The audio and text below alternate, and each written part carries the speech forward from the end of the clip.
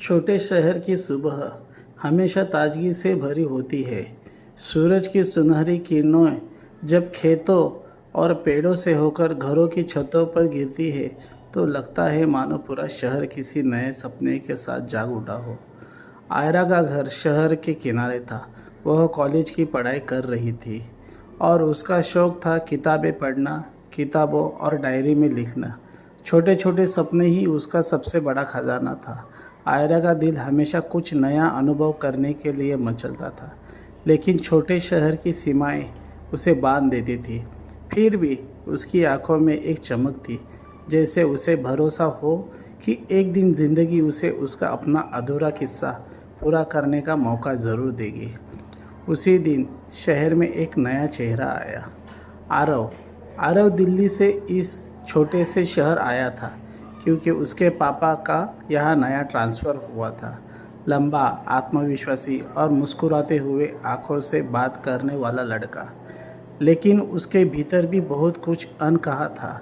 बड़े शहर की भीड़ में खोया हुआ, अब नए माहौल में ढलने की कोशिश करता हुआ। कॉलेज का पहला दिन हमेशा खास होता है। आयरा लाइब्रेरी से किताब लेकर कैंपस के गार्डन में बैठी थी। हवा में हल्की सी ठंडक थी और पेड़ों से गिरते पत्तों की सरसराहट उसकी डायरी की खामोशी से मेल खा रही थी। तभी पास से एक आवाज़ आई, एक्सक्यूज़ मी, क्या ये सीट खाली है? आयरा ने नज़र उठाई। उसके सामने खड़ा था आरव, हल्की मुस्कान, कंधे पर बैग और आंखों में एक अलग सी चमक। हाँ, खाली है, आयरा ने हल्की झिझक के साथ कहा। आरव बैठ गया। कुछ देर दोनों चुप रहे। हवा में एक अनकहा सा खिंचाव था। आरव ने बातचीत शुरू करने की कोशिश की। वैसे मैं यहाँ नया हूँ, नाम आरव है। मैं आयरा, उसने धीमे से कहा। बस नामों का आदान प्रदान हुआ, पर दिलों में एक हल्की सी लहर उठी। अगले कुछ दिनों में आरव और आयरा अक्सर मिल जाते, लाइब्रेरी, कैंटीन या गार्डन। जहाँ भी मुलाकात होती, उनकी बातचीत थोड़ी और लंबी हो जाती। आरव को आयरा की मासूमियत खींचती थी, जबकि आयरा को आरव की बातों में छुपा आत्मविश्वास अच्छा लगता। एक दिन कैंटीन में जब दोनों साथ बैठे थे, आरव ने शरारती अंदाज में कहा, लिखती रहती हो, उसमें ऐसी क्या खास है? आयत ने हल्के मुस्कान के साथ कहा, कुछ बातें किताबों और डायरी में ही अच्छी लगती है। सबके सामने कहा दो तो शायद अपना असर खो दे। आरव उसकी इस बात पर चुप हो गया, लेकिन उसके दिल में आयरा के लिए एक और परत खुल गई। एक शाम कॉलेज के बाद आयरा अकेली ही कैंपस के गार्डन में बैठी थी। आसमान पर हल्की गुलाबी रोशनी थी और हवा में ठंडक घुली थी। आरव आया और वो उसके पास बैठ गया। आज तुम उदास लग रही हो, उसने धीरे से पूछा। आयरा ने कुछ देर चुप रहकर कहा, कभी कभी लगता है कि मैं बस अब सपनों में जी रही हूँ। असली ज़िंदगी इतनी खूबसूरत नहीं होती। आरव ने उसकी तरफ देखा और बिना कुछ कहे उसकी डायरी उठा ली। अरे ये मत पढ़ो, आयरा ने झटके से कहा, लेकिन आरव मुस्कराया। तो फिर मुझे बताओ, इसमें क्या लिखा है? कम से कम अपने सपनों का थोड़ा हिस्सा तो बांट लो, आयरा ने झिझकते हुए कहा। सपना ये है कि कोई ऐसा मिले जो मेरी खामोशी को भी समझ सके बिना कहे। उसकी आवाज़ धीमी थी, लेकिन उसको दिल की धड़कन तेज। आरव ने कुछ नहीं कहा, बस धीरे से उसके हाथ पर अपना हाथ रख दिया। आयरा ने नज़रें झुका ली। उसके चेहरे पर लाली फैल गई। उस पल में कोई शब्द नहीं थे, बस हवा, आसमान और दिल की धड़कन थी। उस दिन के बाद उनकी मुलाकातें और गहरी हो गई। कभी लाइब्रेरी में किताबें पढ़ते पढ़ते उनके हाथ टकरा जाते, कभी कैंटीन में कॉफ़ी का कप एक दूसरे को पकड़ाते समय उनकी उंगलियां छू जाती।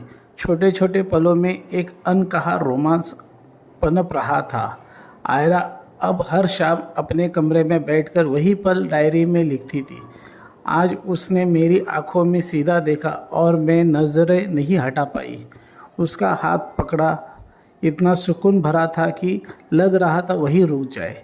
आरव भी अब आयरा के बिना अधूरा महसूस करने लग रहा था। आयरा अक्सर सुबह लाइब्रेरी में पहुंच जाती।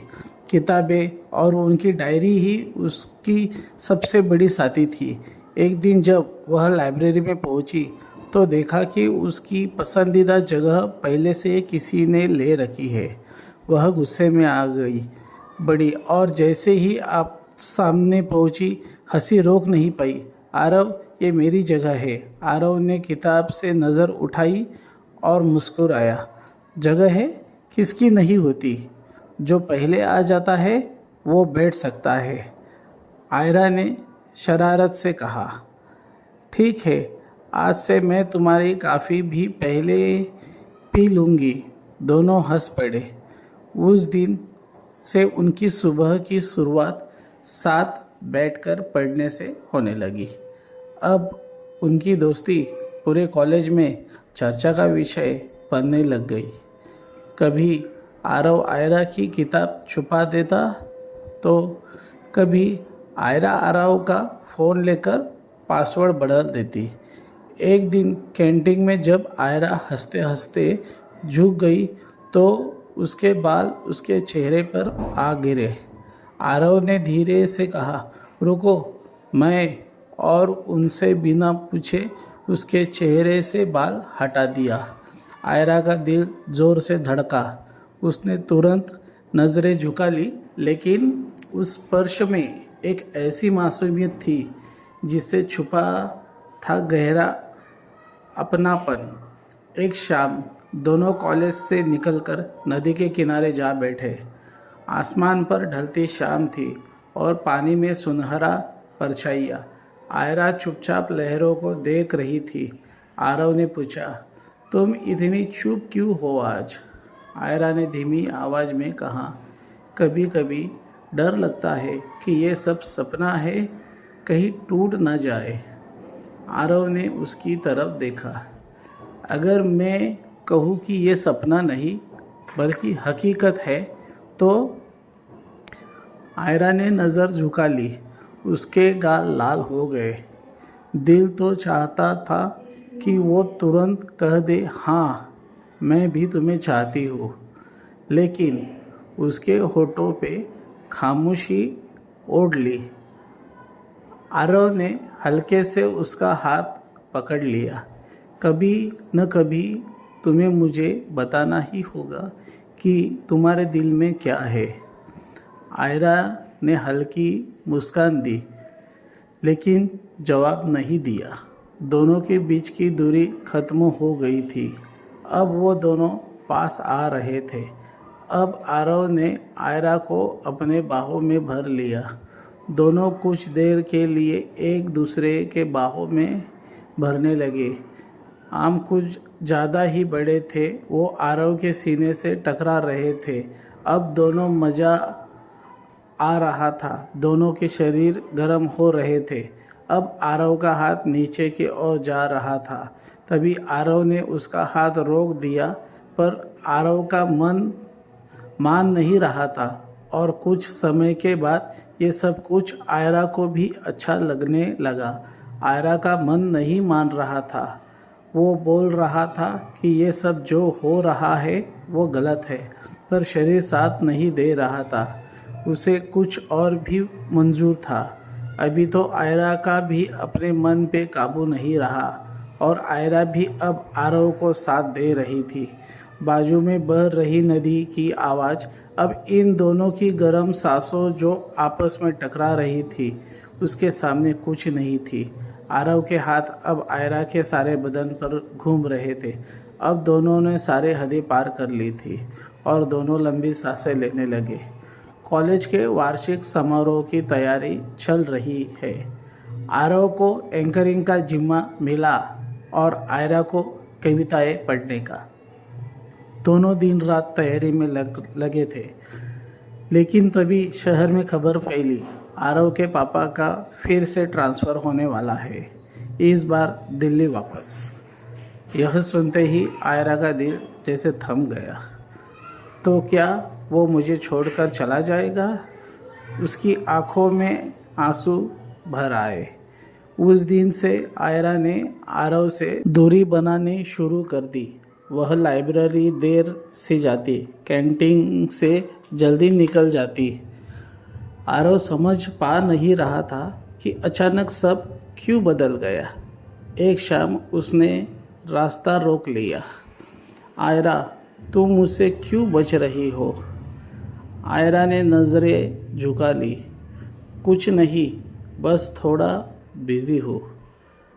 आरव ने उसने हाथ पकड़कर कहा, बात छुपाओ मत, तुम्हारी आंखें सब कह रही है। आयरा की आंखें नम हो गई।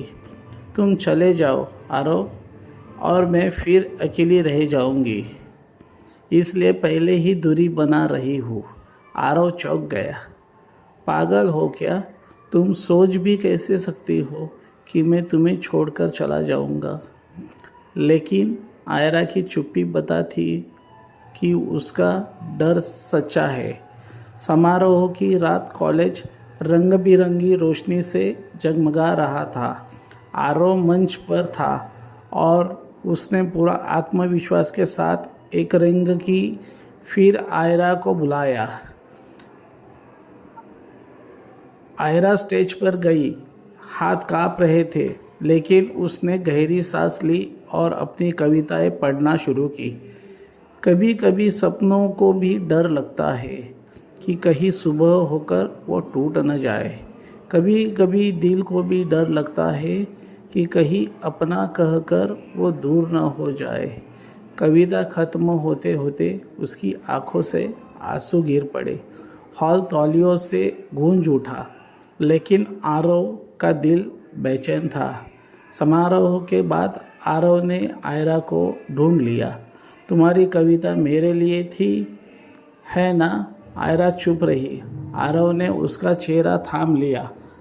आयरा, सुनो, मैं कहीं नहीं जा रहा।